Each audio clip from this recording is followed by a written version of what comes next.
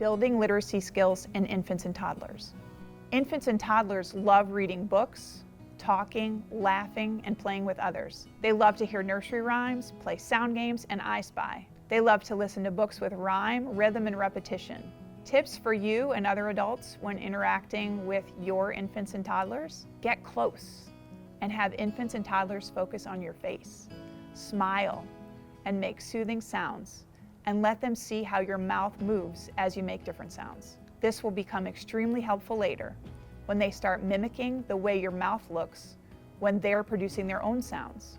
There is correspondence between sounds, language, and eventually reading. And it all starts with the sounds and the ways you're talking with your children, the language you use, and all of the words they hear. The more words your children learn and know, the stronger their reading skills can become.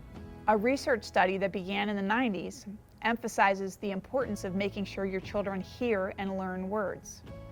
In the study, researchers looked at children from 40 families and the number of words children in these families heard each hour.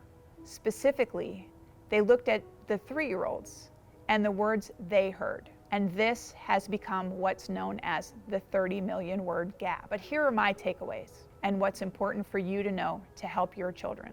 Kids who come to kindergarten having heard more words are better set up for success in school, especially when you look at literacy development.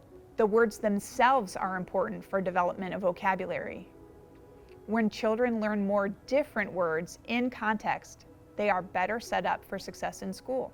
So take your children to different types of places and have people share what they know and love.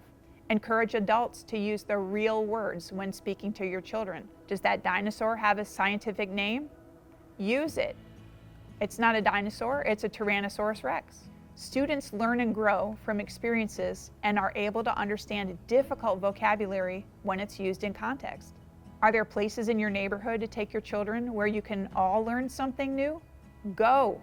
Different places also have different words specific to the place. For instance, if there is construction happening near your house, take your children there to watch and to talk about what you see.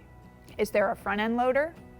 Do you see people in construction hats? You can talk about safety, tools, talk about different jobs you see being done. These experiences positively impact your children.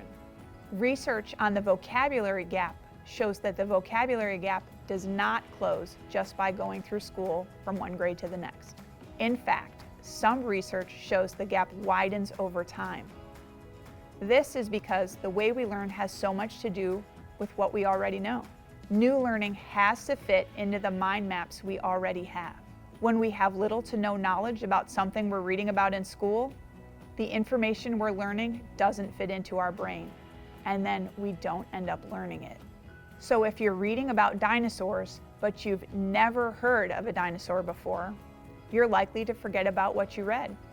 But if you know about dinosaurs and are reading a specific fact, that fact will likely stick with you, especially if you're curious about it. Read to, talk, sing, and play with your children. Vary activities you do with your children and use words specific to each activity. Use technical names whenever possible. If your children take an interest in something, feed that interest and help them learn as much as they can about it.